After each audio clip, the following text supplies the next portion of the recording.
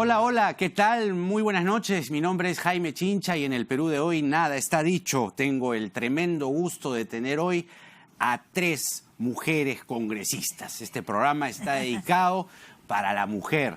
Además, en un contexto en el que se está discutiendo justamente como parte de la reforma política uno de los proyectos que tiene que ver con la paridad y la alternancia. Mis invitadas, Gloria Montenegro, ministra de la Mujer y congresista también, Indira Wilca y Ana María Choquehuanca, no es que cometa una infidencia, pero estaban comentando aquí, antes de comenzar el programa, que... Buenas noches. Que mañana no hay pleno, entonces tenían como que libre ahora, porque no se tienen que levantar temprano. Podemos quedarnos a la medianoche acá. Esto es un auténtico Ladies Night. Y esto viene porque... Vamos con el tuit del señor Daniel Salaverry, publicado esta misma noche, que dice, 2 puntos, cumpliendo con el compromiso asumido el día viernes, se realizará por primera vez en la historia un pleno agrario.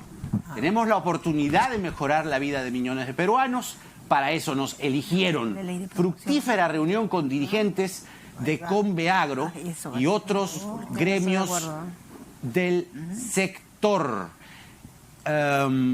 Les juro que en 20 años de periodista que llevo, nunca, que yo recuerde, un jueves no había habido pleno.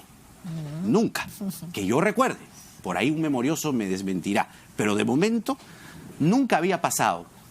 ¿Tienen alguna sospecha? ¿Tienen alguna opinión de por qué no hay pleno mañana y se ha corrido para el viernes cuando ustedes las han dejado esperando?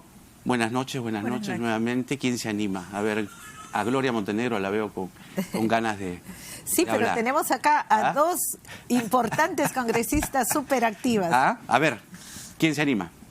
Bueno, yo creo que sí es importante... Eso sí. Pero rescatar que hay una dinámica que hemos estado insistiendo los últimos años en el Congreso, es que se establezcan plenos temáticos. Es verdad.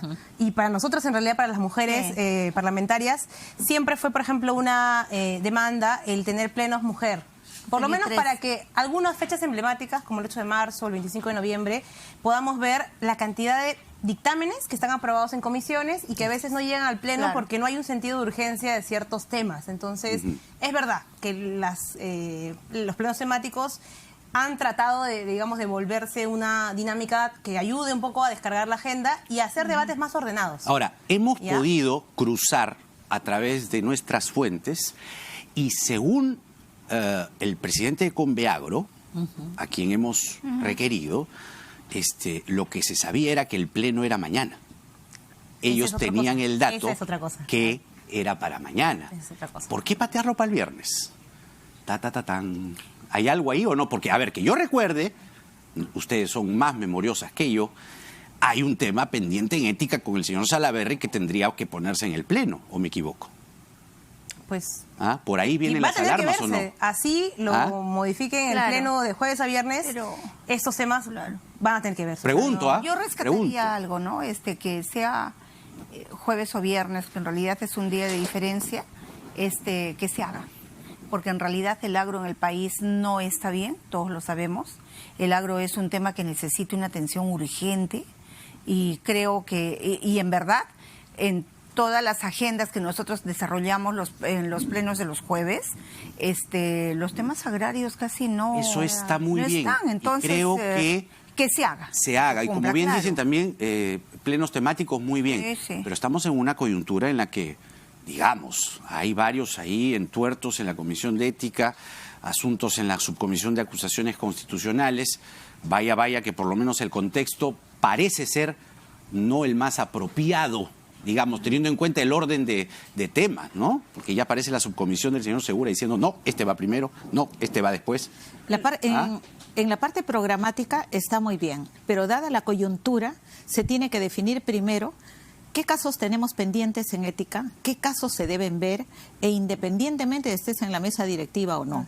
Yo creo que eso es fundamental porque es tiempo de que en el Congreso no solamente se defina por encima de los roles, sino teniendo en cuenta el reglamento. Ahora, como dice Ana María, como dice Indira, la parte programática es fundamental y la verdad que si hay que rescatar cosas buenas de este Congreso es que hayamos tenido plenos dedicados exclusivamente a los temas de la mujer, su problemática, sus alternativas de desarrollo y el tema de la violencia de género, de la paridad y alternancia, temas sumamente importantes. Tocar de manera exclusiva el tema de la agricultura es fundamental. Pequeña, mediana agricultura, el tema de la agroindustria, el tema de la reforma. Ese no es el tema en discusión. Yo el tema es que... otro tema de cara al viernes. De acuerdo, pero por eso, el viernes se debería ver el tema de Salaverry, ¿o no? A esclarecer. Eso es justamente lo que quisiera, en todo caso, de saber, porque nosotros como congresistas no hemos informados, por ejemplo, si se va a ampliar la legislatura. Que ese es un tema clave que debe ser. Nosotros depende de Salaverry. A esas alturas de las fechas del calendario. Se acaba el sábado, ¿no? La legislatura del Congreso acaba en la quincena de junio. Claro. Nosotros hasta ahora no hemos sido notificados de que se haya ampliado la legislatura. Y la verdad es que el contexto, más allá de las cosas que tienen que ir a la agenda del Pleno, como el tema que tú estás diciendo de la denuncia en ética del señor Salaverry, también tenemos un contexto en el que estamos debatiendo dictámenes de la reforma política. Entonces, y se ha aprobado solamente uno de los 6 proyectos. Por lo tanto, entonces, lo primero que deben de anunciar el viernes es que se extiende o antes del viernes. Antes, ¿no? Mañana que no van a mañana tener mismo pleno, que ¿no? se extiende la legislatura hasta fines de julio. Claro, claro. Yo creo que ese es un dato clave para zanjar si es que hay suspicacias de cuándo entran estos temas en la agenda. Claro, entonces se debe ver primero. Está bien lo del agro, check, muy bien. Así es. Pero y también que se defina lo de la legislatura. ¿Hasta cuándo debería ser? ¿26 de julio? Creo que hasta fin de mes, por lo menos. Puede ser ¿no? 25 de julio, ¿no? Porque el 26 es el julio, claro, son 6 proyectos. Digamos, siendo francos, en la Comisión de Constitución hay un cronograma que se ha planteado que más o menos hasta fin de mes. Y está avanzando. Y la verdad que en paralelo se pueden ir convocando los plenos. O sea que... Sí. Eso uno, y lo otro, que se vean las cosas de ética, ¿no? Todos, claro. Claro. Ahora vamos a lo de la reforma política, que según el Premier se están respetando las esencias de los proyectos. El ánimo, el tono del Premier del Solar más bien ha sido esta vez conciliador, apaciguado, tranquilo. La pregunta es si lo que ha pasado con el proyecto referido a el dictamen para los candidatos, ¿no? Aprobado en la comisión, impedimento para los candidatos, impedimento también para funcionarios, para designados, ¿no? Para la gente de confianza. Ese ánimo, ese espíritu, ¿seguirá, continuará con los demás proyectos? Por ejemplo, el de la inmunidad.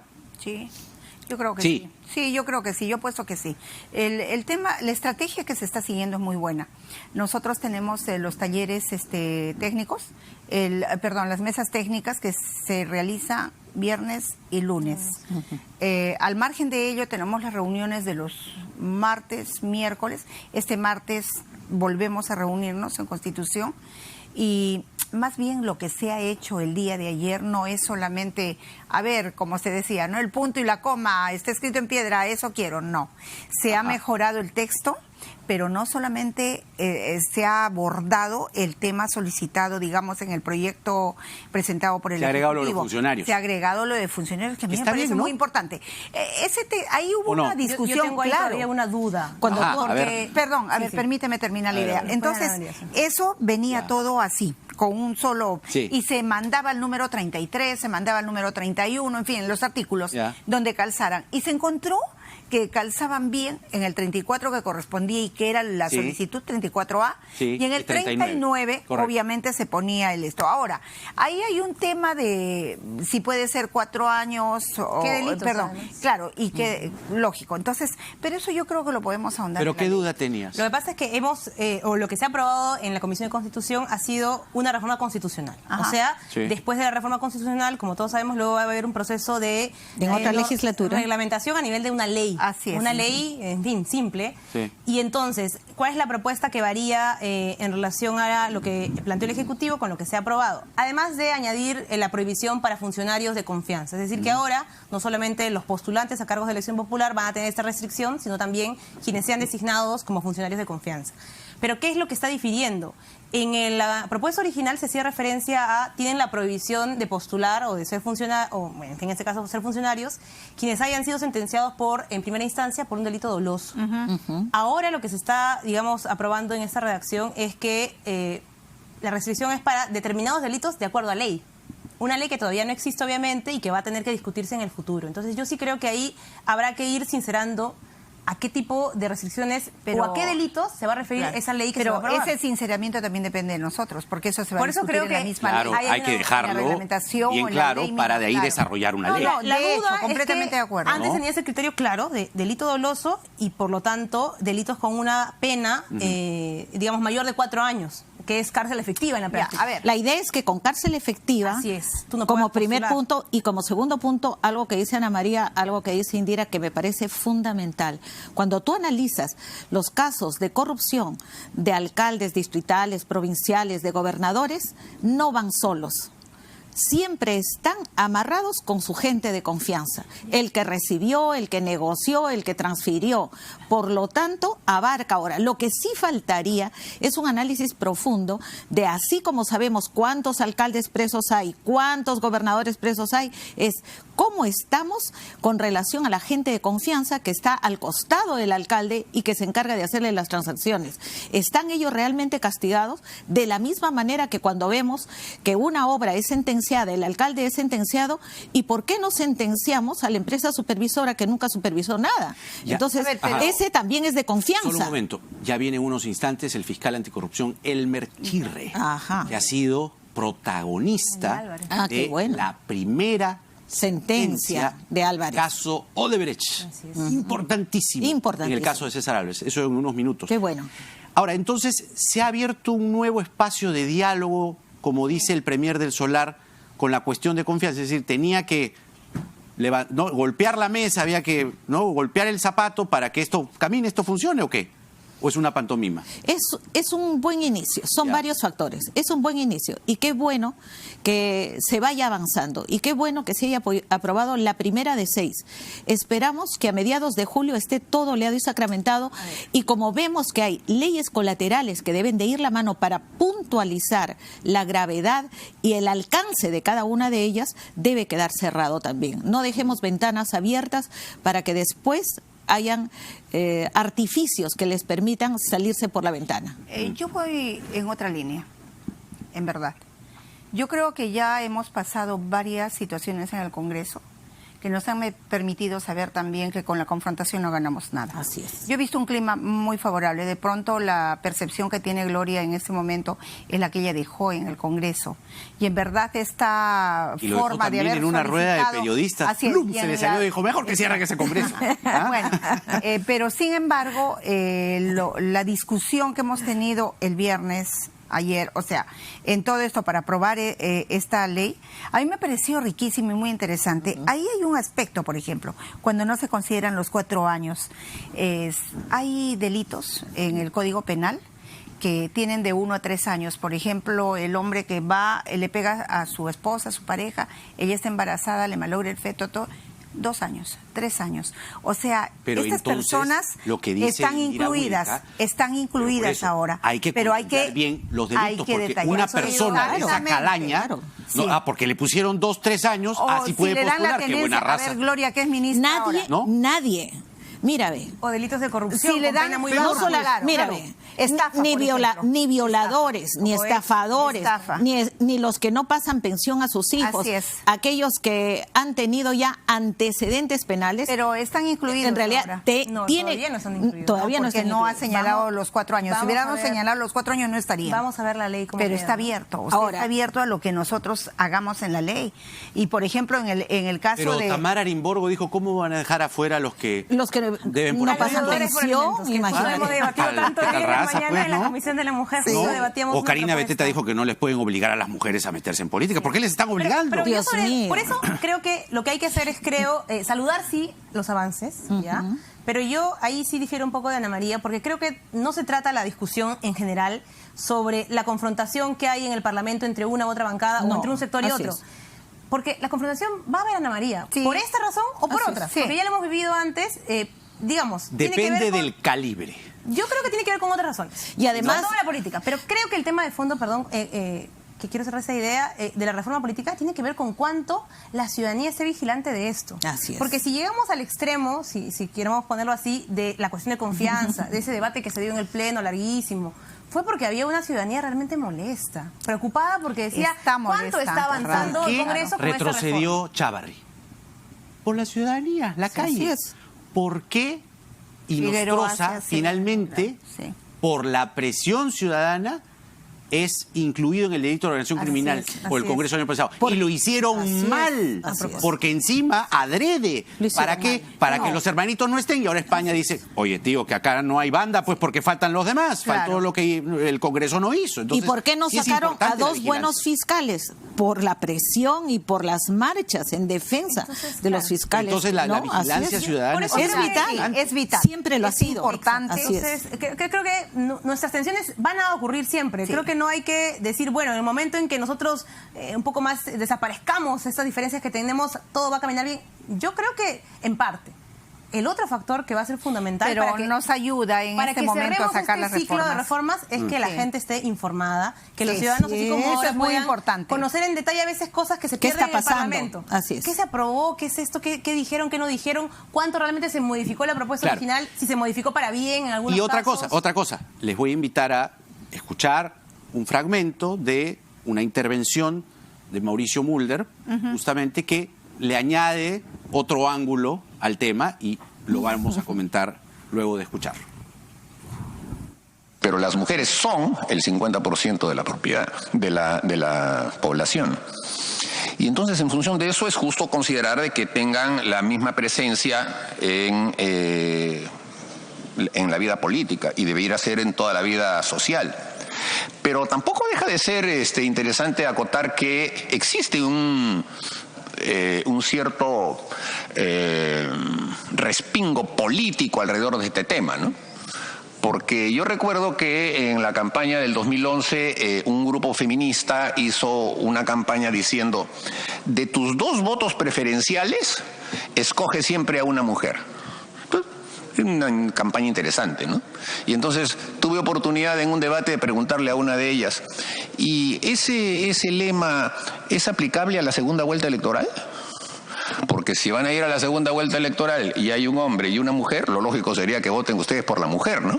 Y estoy seguro que en la última elección la congresista Glave no votó por la mujer, ¿no? Votó por el hombre. Entonces No deja de ser un dribleo interesante el de Mulder. Una confusión que le pone intencional, además perdóname. condimento a la discusión. A ver, ¿qué tiene que decir Indira Yo creo Wills? que está, bueno, obviamente Mauricio Mulder es alguien que argumenta muy bien, pero en este caso ha confundido dos cosas que son distintas. A ver. El voto preferencial es un voto que hoy día estamos discutiendo si lo anulamos, ¿no es cierto? Así es. Pero a condición de qué? De que haya mayor democracia entre los partidos. ¿Por qué? Porque el voto preferencial ha permitido que, por ejemplo, en el caso de las mujeres, tengamos opciones de llegar Que a antes no Parlamento. teníamos. No, porque las mujeres suelen ser colocadas en los peores números de la lista. Correcto. Entonces, una mujer, a veces, la única posibilidad que tiene de entrar al Congreso no es por la cifra repartidora, sino es porque tiene, de repente, un reconocimiento social, es una lideresa. Anterior. Y entonces puede decir, este es mi número. Y la gente marca por ese número. Busca a la persona que tiene un reconocimiento, que tiene un liderazgo, y la mujer puede entrar, a pesar de que la hayan puesto en el peor número de la lista. Cuando había lista de 120, en el 120, en Lima era el 36, le ponen el 36 o un número peor. Entonces, el voto preferencial tiene otra dinámica. Tiene la posibilidad, el elector, de decidir de los candidatos que me han planteado ese partido, a quién yo quiero darle mi voto. Y por eso el planteamiento de las mujeres era: elige de las opciones que tengas disponible, por lo menos a una mujer. Claro, pero mercantiliza la elección el voto preferencial. Mira, Estoy en desacuerdo por eso y estamos debatiéndolo, perdón, Claro. y con eso cierro la idea. Ahora estamos justamente cuestionando esto, pero con la condición de que haya procesos de democracia interna en los partidos. Entonces, ¿para qué? Para que las mujeres no la manden a la última Así ubicación y tengamos ese criterio de paridad y alternancia. Ojo, como oferta electoral, Claro. no como resultado. Algunos se confunden y dicen, van a poner 50-50. Así es. No, es simplemente la oferta de candidaturas. A ver, Mira, Jaime. ¿cómo hacemos esto de Mulder que dice que mira, Jaime. al final votaron por un hombre? Hay gente que tiene tanta experiencia y tanto tiempo en el Congreso que puede jugar con los argumentos como quieran. Pero eso está muy lejos de la verdad. O sea, mejor dicho, que son expertos en mentir. Lo que tenemos que ver acá son dos cosas fundamentales. Y voy a retroceder un poquito al año 56, al mes de junio, y qué pensaban antes cuando la mujer no votaba y recién iba a votar por primera vez. Vienen a malograr el sistema político, le quitan la libertad a los partidos, eso no vale nada, las mujeres a su casa. Y ahora, ¿cómo vemos la votación de la mujer? Todos nos tienen en cuenta antes, durante y después del voto. Igualito, en el tema de la paridad y alternancia, Está usted recordando 50 lo que hizo Odría. Así es. Pero dicen que Odría lo hizo al final porque quería más votos, que tenía llegada con las mujeres. Ese es el pero juego. finalmente se consiguió. Pero ese es el juego de este argumento, en que lo politiza, sin embargo el fondo es totalmente diferente. Entonces, ¿qué tenemos que hacer? 50% de la población o más, simplemente dentro de la justicia que nos corresponde, marcar el piso y partamos todos en igualdad de condiciones, ¿de acuerdo? Entonces yo hago una lista de candidatos hombres, una lista de candidatos mujeres y voy marcando, la mujer de mayor puntaje, tal número, el hombre de mayor puntaje, le sigue mujer, le sigue hombre, dentro de la meritocracia más alta, pura, y que define la ciudadanía en un voto de elección donde todos los partidos van a poner sus candidatos y todos los ciudadanos vamos a ir a mostrar. Y hay una cosa sumamente importante, y con esto termino. Y con esto termino. Estas reformas van a motivar la confianza de la ciudadanía, pero no la vamos a lograr si es que no participamos. Por lo tanto, acá hay discretamente un llamado a todos los ciudadanos para que cuando haya elecciones vayan a manifestar su voluntad. Es que eso también es lo mismo que la vigilancia ciudadana. Así es. El elector se va a tener que comprometer. Pero la idea es que puedan reducirse la oferta electoral. Claro, el sueño, el paradigma, ¿no? Podría ser el bipartidismo, ¿no? Tripartidismo, pero eso es una utopía. Podría pasar, quién sabe, no lo sé. Pero garantiza para usted esta discusión, este proyecto que hoy le ha tocado el turno, de inscripción y cancelación de organizaciones políticas, garantiza que la oferta se reduzca. ¿Habrá vigilancia ciudadana? Son varias las preguntas que vienen ahí. Bueno, la vigilancia ciudadana está muy activa hoy en día, ¿no? Pero definitivamente lo que es la paridad y la alternancia, yo creo que hubiera funcionado mucho en esta última elección, porque como había el voto preferencial, entonces nuestra pelea ¿cuál era? De que en una, si había reconocimiento, podían invitarte a ponerte en el 1. En mi caso, por ejemplo, fue así. Se hicieron una encuesta de reconocimiento y con esa encuesta de reconocimiento me ofrecieron el número 1 como invitada, ¿ya? En mi caso, pero en otros casos las mujeres iban abajo. Pero ¿qué pasa? Que cuando sucede la elección, la campaña, dinero para la campaña, porque si no, no te visibilizas.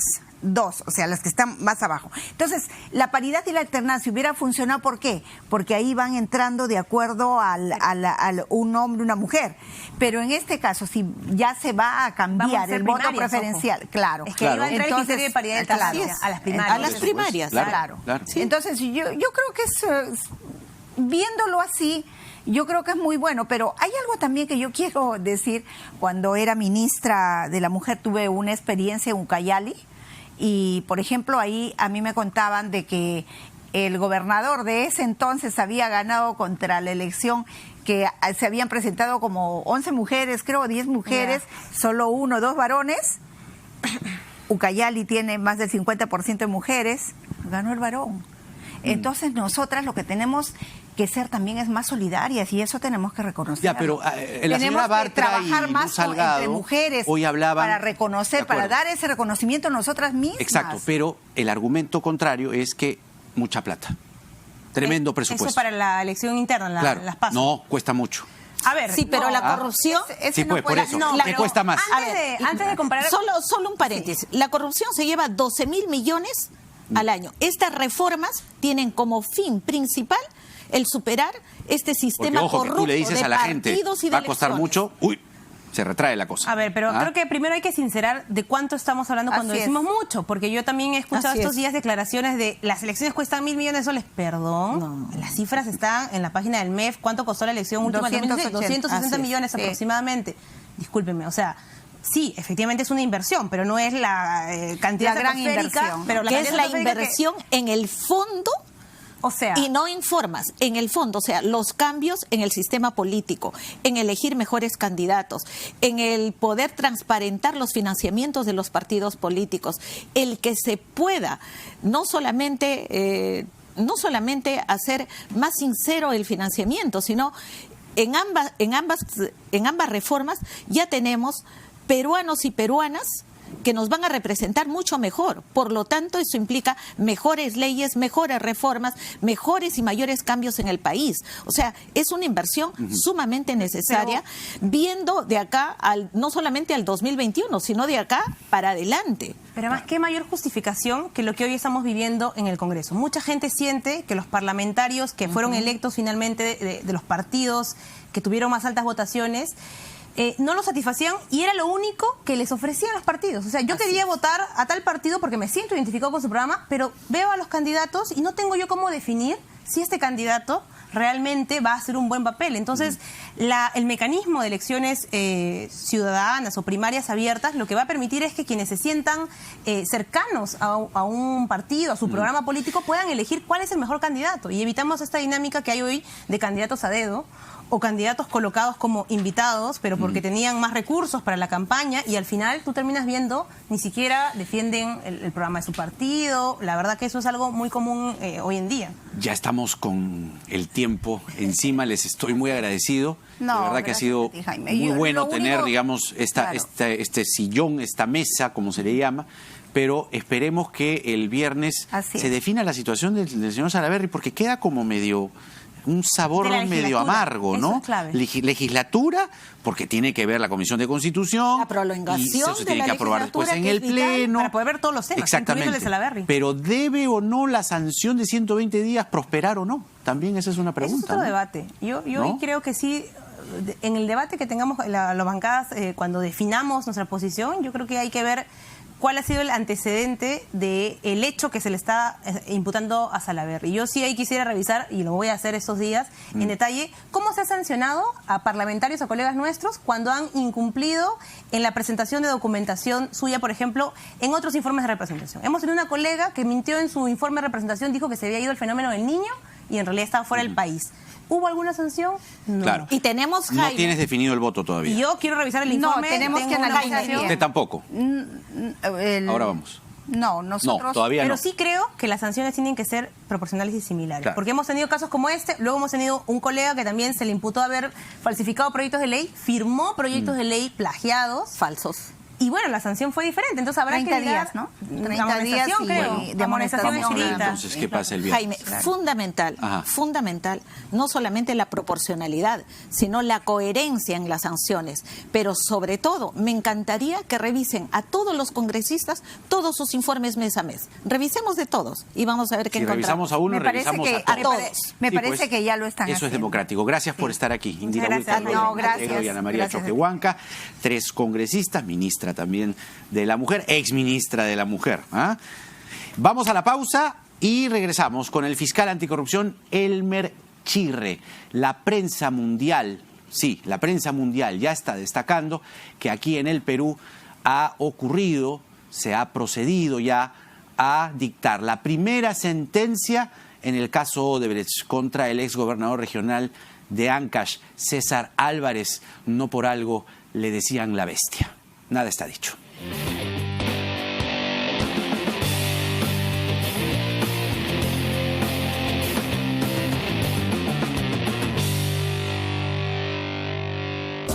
¡Ese árbitro no cobra nada! Como tu cuenta Free, sin comisiones, sin mantenimiento y sin límites en todo el Perú. Abre tu cuenta Free en Scotiabank y Credit Scotia, la única cuenta en el Perú que no te cobra nada. ¿Escucharon? Porque eres un ejemplo para nuestra vida. Siempre estás cuando te necesitamos. Porque nos enseñaste a pensar en grande. Un papá siempre busca darte lo mejor. Agradécele en su día, cuidando su salud con las promociones de Clínica Cayetano Heredia. El descarte de síndrome metabólico, colesterol alto, diabetes e hipertensión. Clínica Cayetano Heredia. La disfunción eréctil y la eyaculación precoz tienen tratamiento. Llame y separe su cita médica al 01748-1900, bostonmedical.la. Uno de los pilares fundamentales que venimos desarrollando el equipo de Bayunido Tía María en el Valle de Tambo es la prevención de la salud. El año 2017 se desarrolló 14 campañas médicas integrales y especializadas, logrando 1.300 atenciones. En el año 2018 se desarrolló 24 campañas, teniendo 3.300 atenciones. Bayunido Tía María lleva estas campañas médicas a los lugares más alejados. ¡Ese árbitro no cobra nada! Como tu cuenta Free, sin comisiones, sin mantenimiento y sin límites en todo el Perú. Abre tu cuenta Free en Scotiabank y Credit Scotia, la única cuenta en el Perú que no te cobra nada. ¿Escucharon? No sabes. He escuchado por ahí que todos los peruanos que tengan los apellidos como figuran en una larga lista de la Embajada de España obtendrán la nacionalidad española inmediatamente. Así que si te apellidas Gómez, Chávez, Gutiérrez, Pérez, es una oportunidad que no puedes dejar pasar. Hay mentiras disfrazadas de noticia. Felizmente existe RPP, confianza por todos los medios.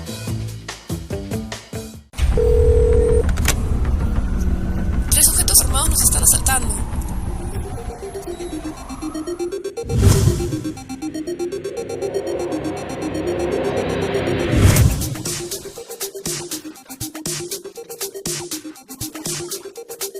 Cuando estés lejos de sentirte seguro, contacta al Rotafono, la línea de ayuda más efectiva. Llámanos al 438-8008. Contáctanos a nuestro WhatsApp 951-431-013 o encuéntranos en Facebook y Twitter usando el hashtag Rotafono.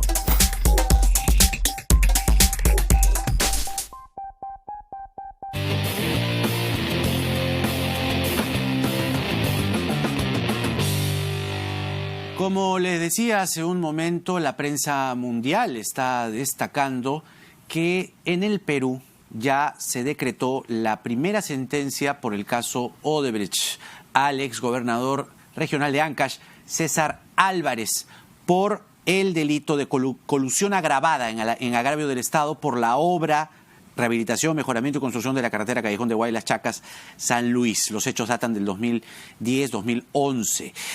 Durante el mandato de Álvarez por esta obra recibió, y esto ya está escrito en una sentencia, 2,6 millones de dólares en coimas. Está aquí quien ha gestado, ha logrado desde la Fiscalía Anticorrupción que esta sentencia llegue a buen puerto. Ha sustentado el caso el fiscal anticorrupción Elmer Chirre. Además, entiendo que es la primera vez que usted ofrece una entrevista, digamos, de esta magnitud en un contexto además tan importante y por eso le estoy muy agradecido, fiscal. Gracias, muy amable por su... Usted nos ha recordado primero que la indagación comienza el 2014. Sí. Y en ese momento, todos sabemos, no había, digamos, todavía no se conocía el caso Lavajato, para empezar, mucho menos había un acuerdo, digamos, como el que se ha logrado con Odebrecht. No se percibió o no se conocía la magnitud internacional del caso Odebrecht, que se destapa en el 2016. Este tránsito, ¿cómo lo describiría usted? Estos 5 años en los que finalmente ya se ha conseguido lo que usted y su equipo han logrado. Sí, bueno, gracias primero por la invitación y en primer lugar reconocer el trabajo integral que no solamente es de los fiscales de Lima, sino también fiscales de la región Ancash. Asimismo, el equipo que inició estas primeras preocupaciones, como resultó el equipo de la Contraloría General de la República a través de 5 informes que realizaron, que fueron la base para poder iniciar la línea de investigación. También hay que señalar la importancia de la cooperación internacional, porque en este caso nosotros hemos tenido que echar mano a mucha cooperación internacional con diferentes países. Por ejemplo, ¿casos más saltantes? Hemos tenido comunicación y cooperación, por ejemplo, con Hong Kong. Hemos tenido cooperación con Israel. Hemos tenido cooperación con España. Hemos tenido cooperación con Panamá, con Uruguay. Y están todavía algunas otras cooperaciones que están pendientes con Brasil. Ya casi al final. Entonces ha sido una preocupación permanente la nuestra, primero afincar la investigación y a partir de ahí comenzar a trazar líneas, pero sólidas ya, con el apoyo de estas entidades, en la que también quisiera manifestar el apoyo de la Unidad de Inteligencia Financiera y el Instituto Basel, ¿no?, que es un instituto suizo que nos ha permitido también ir acompañando esta investigación. Este es un caso que tiene que ver, o esta sentencia tiene que ver con una obra. Pero este señor Álvarez y toda la red de corrupción que manejó cuando fue gobernador regional era siniestra, era impresionante, arrasaba con las coimas, arrasaba con la gente, mató a Nolasco, ¿no? Ezequiel Nolasco, que fue el primero, que justamente es el que denuncia este asunto. Y sicarios lo matan y la Fiscalía tiene válidas razones para creer que él es el autor intelectual de ese crimen y está pidiendo 35 años de prisión para él por ese caso. ¿Cuántos casos más tiene Álvarez? Hagamos una reseña de cuánto puede sumar en contra de este señor. Bueno, es importante realizar algunas precisiones. En primer lugar, la sentencia que se ha adelantado en fallo, porque el 21 de este mes recién se va a hacer una lectura íntegra de la sentencia, es por un solo caso, efectivamente, por la obra Chacas San Luis y por un delito que es el de colusión agravada, nada más. Así es, y 8 años. 8 años y 3 meses, ¿ok? Y, pero también hay procesos paralelos que están corriendo ya en diferentes etapas, algunas en diligencias preliminares, otras en investigaciones preparatorias, otras tantas ya están en acusación, como por ejemplo la Centralita, que es un mega caso que contiene una gran parte de la organización criminal. Hay otro proceso que se encuentra a nivel ya de juicio, como es el caso Nolasco, y otro proceso que también se encuentra en juicio, que es el de Hilda. En Chimbote y en Ancash, en Huaraz, se encuentran también otros procesos por CISA, por ¿De cuántos otras delitos obras estamos hablando que se le atribuyen a Álvarez? Hay una buena cantidad. Nosotros hemos estado revisando y en realidad no terminamos todavía de determinar la cantidad como estadística todavía, porque o sea, van apareciendo ser más de 10. No, significativamente mucho más. 20. Nosotros calculamos que debe estar entre 10 y 20, ¿no? Entre 10 y 20. Los que procesos, ¿no? No podría yo señalar puntualmente. Claro, porque, claro. No, pero sí, para que el público y la gente se haga una idea de, digamos, el rango, virtud no es. El volumen amoral, delincuencial de este señor y la gente que lo secundó. Es realmente impresionante. En el caso Centralita nosotros hemos investigado la organización criminal y en la que hemos establecido como panorama de investigación una composición estructural de brazos de la organización y en la que en algún momento hemos tenido un universo de entre 90 investigados que al final hemos concluido en la acusación de 50 personas aproximadamente, ¿no? Claro. Que todavía estamos ya en proceso de estar superando y pasar después a juicio oral. O sea, si solamente por la acusación de autoría intelectual, por el caso de la muerte de Ezequiel Nolasco, que fíjese usted, y usted lo sabe mejor que yo, con esta sentencia de esta obra de Chacas San Luis, que tiene 8 años, la Fiscalía está pidiendo para él, por la autoría intelectual, porque Nolasco fue el que da la primera voz de alerta sobre esta carretera, está pidiendo 35 años. Este tipo no va a salir nunca de la cárcel. O sea, por la cantidad de años, porque se van acumulando, ¿no? Bueno, debo hacer la precisión también de que los dos delitos que he hecho referencia al final, que es el de Nolasco y de Hilda, lo está viendo la Fiscalía de Crimen Organizado. Sin embargo, debo hacer también la precisión de que en el caso Centralita hemos sumado una cantidad de 155 años acumulado, ¿no? Para Álvarez. Para Álvarez. ¿Cuánto? 155 años. 155 años de la ley cárcel no nos permite, para Álvarez por la centralita. Sí, como una postulación del Ministerio Público, ¿no?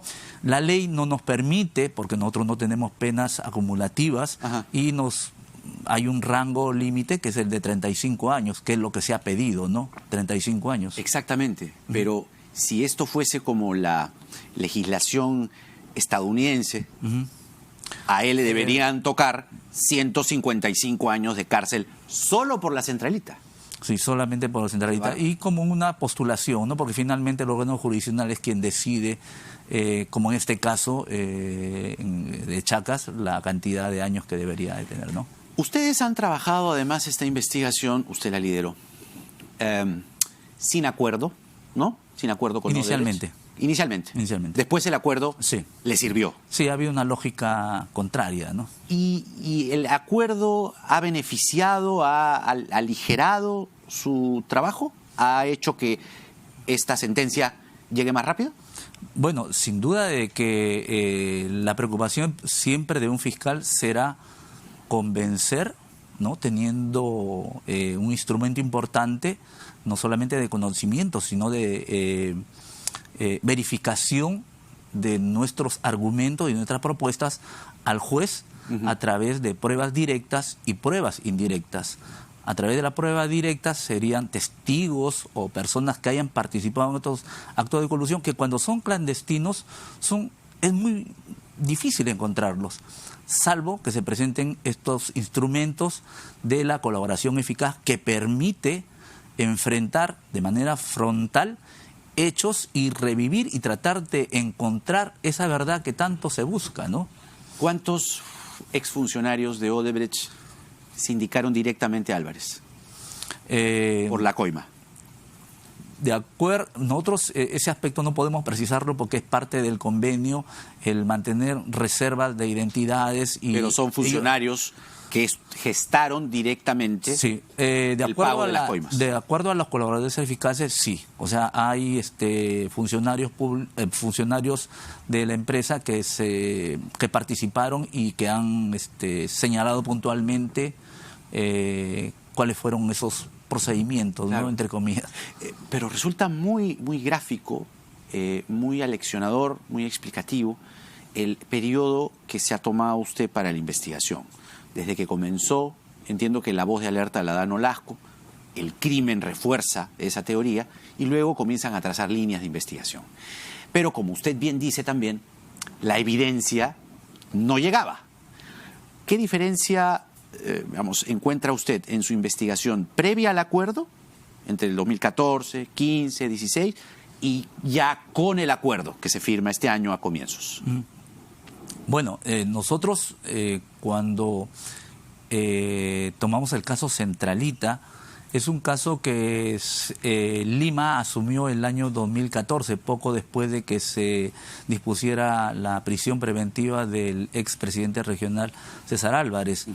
En mi caso yo asumí esta carpeta fiscal el año 2015 y a partir de 2015 tomo la investigación tal como había sido generada en Ancash y nos preocupaba sobre todo estructurar bien, identificar cuáles eran estos brazos de esta supuesta organización.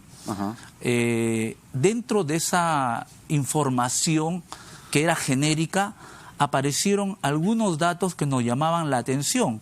Por ejemplo. Porque ¿Cómo esta estructura organizacional sobrevivía sin sustento económico? Claro. Tenía que generarse a partir de una liquidez patrimonial, ¿no? Que pudiera dar vida a estos órganos o estos aparatos. Y solo con esta sentencia se ha llegado a encontrar una coima de $2,6 millones. ¿Cuánto más puede haber recibido? Bueno, ¿Hay sindicación de que habría recibido más dinero que ese? Una organización criminal tiene como preocupación para un fiscal ser evidenciada a través de sus actividades. En el caso de la organización que nosotros estamos todavía en proceso, en acusación, en el requerimiento hemos planteado nuestra teoría en la que se evidencian actos de colusión, actos de lavado de activos, actos de peculado, actos que todos giran alrededor de esta organización, ¿no? Por eso de que nosotros estamos convencidos y tenemos certeza fiscal de que este caso va a ser y va a llegar a buen puerto, ¿no? Va a llegar a buen puerto. Entonces estamos hablando primero entre 10 y 20 delitos. Estamos hablando que si se sumasen las penas sin la restricción que tiene la ley aquí en el Perú del tope de 35 años, este señor tendría 155 años de cárcel, o por lo menos se pediría esa cantidad de años como condena por los delitos que se van sumando uno después de otro. Pero deben haber sido más de 2,6 millones de dólares los que este señor recibió y con los que solventó su organización criminal y además se embolsicó. ¿No es así? Bueno, nosotros tenemos esa teoría, ¿no? Finalmente quien tiene que decidir es el órgano judicial, sin embargo nuestra teoría gira alrededor de esa temática, ¿no? ¿Y de cuánto estamos hablando? ¿Cuál es su teoría? Nosotros estamos manejando una cantidad no precisa porque en el sentido de que hay colusiones, sí, ¿no? Hay peculados y hay algunas cantidades en lavado de activos, por ejemplo, que todavía tienen que ser expuestas y sustentadas ante el órgano jurisdiccional, por eso de que tal vez la cantidad no podríamos precisar. Pero, ¿no? digamos, pero es sobradamente mayor a la sobradamente mayor, sí, quizá el doble. Sí. ¿No? Sí. Si en Lima los fiscales Vela y Pérez se quejan también de falta de presupuesto, Chávarri no les daba la oficina, había una serie de complicaciones, en Ancash debe ser peor. ¿Cómo ha sido? Bueno, yo hago la precisión también. Yo soy fiscal supraprovincial con competencia a nivel nacional y mi sede es Lima. Pero ha tenido que... he interactuado. Ha tenido que ir allá. Sí, y he verificado que efectivamente... Porque el caso nace allá. Claro, nace en esos lugares. La menudencia estaba ahí. Así es. ¿Con qué se encontró? A eso me refiero. Bueno, evidentemente de que un punto de partida en el caso Chacas ha sido el informe que hizo la Contraloría General el año 2014 a cargo de la doctora Lisberly Chávarri, quien hizo con su equipo a cargo del licenciado Huber Salazar un informe que ha sido el eje para poder estructurar teóricamente la línea de investigación, porque se encontraron en estos informes irregularidades. A partir de ese informe de 2014 comenzamos nosotros también a atar la otra información fáctica que estábamos ya acercándonos a especificar, y encontramos también algunos datos indiciarios, como resultó un vuelo, ¿no?, en el que coincidía con algunos registros que existían en la región Ancash. Todo esto constituyen indicios que a medida que pasaba el tiempo daban una real participación de nuestro criterio de actos de colusión, ¿no? El acto de colusión es un acto de pacto ilícito. Así es, pactar además como agraviar al Estado con una coima, con un soborno fiscal. Lo felicito por el trabajo, creo que lo que ha pasado hoy es histórico y a seguir combatiendo a la corrupción, y que la sentencia de ahora contra Álvarez sea que desencadene las otras sentencias que tienen que ver la luz con justicia, pero ver la luz con firmeza, los casos de corrupción de Humala, Villarán, etcétera, todos los que se envolvieron con esta mafia de Odebrecht. Sí, yo quisiera aprovechar apenas un segundo, primero para precisar también algunos aspectos. Estos 8 años, 3 meses, es solamente por un delito. Sí. Segundo, los delitos de corrupción de funcionarios no son pasibles de beneficios, por lo tanto... se queda a los 8 años y 3 meses. Así, no hay beneficios. Así es. Claro. Y por otro lado también resaltar, vuelvo a repetir, el compromiso que tiene el Ministerio Público frente a este tipo de actos, y de la Fiscalía de la Nación, de la que yo he recibido y el equipo que me acompaña, todo el apoyo, ¿no? Para adelante, fiscal. Muchas gracias. El fiscal anticorrupción, Elmer Chirre. Vamos rápidamente a la pausa. Venimos con el abogado tributarista José Verona. Vamos a hablar de AFPs, del REJA. Hay toda una discusión ahí que usted tiene que profundizar. Nada está dicho.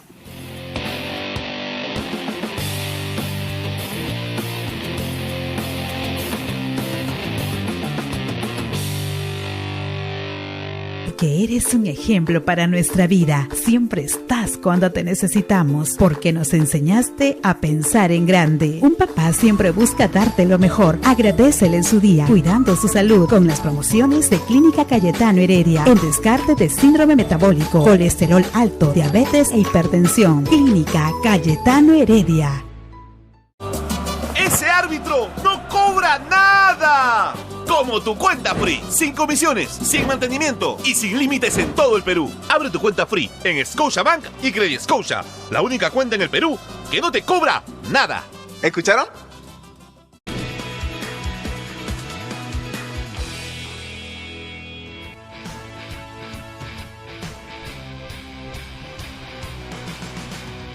El vóley femenino es el deporte colectivo que más medallas ha ganado la delegación peruana en los Juegos Panamericanos. Si bien es cierto, el equipo blanquirrojo no se ha hecho acreedor de la medalla de oro, ha conseguido 5 medallas de plata y en otras 3 ocasiones la de bronce.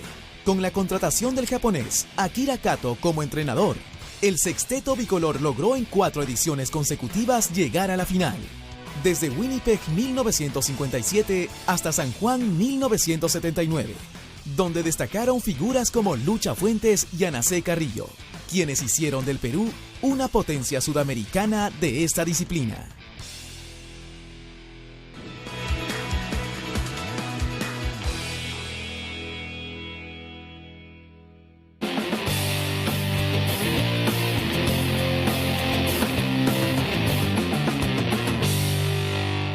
No solamente vamos a hablar de política, está con nosotros José Verona, abogado tributarista. ¿Qué pasa, José? Buenas noches. ¿Qué pasa? Buenas noches, Jaime. Ya entraron en vigencia en mayo los nuevos requisitos para acceder a la jubilación anticipada. Ya miles han pedido ser beneficiarios. La Asociación de AFPs, con el dato, el 71% de trabajadores que retiró el 95.5% de su fondo tomó esa decisión sin asesorarse. ¿Qué pasa, José? ¿Cómo es esto? A ver, vamos a hablar. Se van a desfalcar. Estamos en nada está dicho, pero vamos a hablar con total transparencia, como le gusta a los peruanos. La cabra tira para el monte y cada uno tira agua para su río. La asociación de AFP va a tirar agua para su río, va a querer que no saquen el dinero y va a querer ellos seguir quedándose con el dinero para seguir administrándolo. Es como que yo tenga mi bodega y voy a decir, sígame comprando leche en mi bodega. O sea, vamos por partes, ¿correcto? Entonces, que 4.000 o 5.000 personas hayan retirado con jubilación anticipada su fondo bajo los requisitos de que no esté empleada, que no haya prestado servicios, que no tenga ingresos, me parece realizable. O sea, una persona no va a tener un fondo de 50.000 soles para llegar a tener 65 años de edad y que le den una pensión de 300 soles cuando de los 45 a los 65 no pudo hacer nada. Ya, pero tampoco la farra, ¿no? No, es que no hay farra. ¿No? O sea, son 17 millones, pero es una población económicamente activa. Estamos hablando de 4.000 o 5.000 personas que han sacado su reja, su jubilación anticipada. Solo el 15% consultó con alguien con algún tipo de conocimiento del sistema de pensiones. No hay base para ese dato. Puede ser una encuesta, pero no hay base real. Pruébemelo. Invito a la asociación de AFP que me lo pruebe. No va a poder. Entonces ¿tú sí ves viable que la gente retire el 95.5 y que la mayoría, según dices también, lo está haciendo para poner un negocito? Mira, hay algo que se llama bien el dinero. Hay algo que se llama terrorismo financiero, que es cuando yo genero pánico en la población mediante una noticia como esta. Oye, se están sacando la plata y se la están tirando, porque así se la están tirando. No van a tener para jubilación. ¿Quién dice? La asociación de AFP. ¿Quién asegura eso? ¿Quién asegura? ¿De dónde sacan ese dato estadístico? No es que yo creo. Un ratito, para que una persona pueda tener un fondo de jubilación, todos los meses ha recibido 2.000, 3.000 soles, 4.000 soles, 5.000 soles. Y ese dinero, Jaime, lo ha dividido en partes para pagar luz, agua, teléfono, colegios, medicina, alimentación, ropa a los chicos. Y le ha alcanzado. Ahora que recibe su fondo, ¿se lo va a gastar? No. Dato. Están invirtiendo en algo diferente. Hay 4.600 solicitudes para acceder al retiro del 95.5. Por ejemplo, AFP Integra, la actual ganadora de la licitación de afiliados, informó que al 11 de junio de este año se han aprobado 2.316 solicitudes. Así es. ¿Sí? ¿Cuál es el riesgo que puede correr el sistema de pensiones como tal? Ninguno. ¿Cuál es la realidad que teníamos? Hasta antes que se apruebe la devolución del 95.5. Personas que tenían fondo de 50.000 soles recibían una pensión de 200 soles, 230 soles. ¿Esa es pensión digna? ¿Tú puedes vivir con 230 soles? Tienes 50.000 en el banco y te dicen, toma 230 soles. Te voy a dar un ejemplo, por no citar al beneficiario. Los retail te pagan 6% de depósito a plazo fijo. Dame mis 50.000, lo llevo a este banco de retail, lo deposito, me pagan 6%. ¿Cuánto es el 6% de 50.000 soles? 3.000. Divide entre 12. ¿Cuánto me pagan? 250 soles. No, está ahí nomás con lo que te pagan. 200, 250, sí. Pero cuando la AFP o el seguro que ellos contratan me pagan, van disminuyendo mis 50.000. El banco retail me da los 250 y mis 50.000 están intactos, nadie los toca. Eso es realidad. A ver que salgan y me desmientan. Entonces, ojo, otro dato también. Hay rechazo de 300, es decir, también existe la posibilidad de que la AFP diga, oiga, no corre su solicitud. No es que la AFP digas no corre. O sea, hay unos requisitos establecidos en la ley, establecidos en la norma. Primero, si tener la cantidad de años de vida necesarios. Sí, claro. Segundo, ¿qué más? Encontrarme en la condición de desempleado. Por eso es importante también. O sea, yo tengo que acreditarle al AFP que estoy en esta condición. Ahora, pero no me vas es difícil en un país como este. Pero no me vas a decir que todos son emprendedores, todos van a ir directamente voy a invertir acá, voy a poner acciones en la bolsa. Es decir, también está la tentación de darme la vida, y lo cual puede ser válido, ¿no? Darme la vida que no tuve. Y ahí viene el tema del gasto.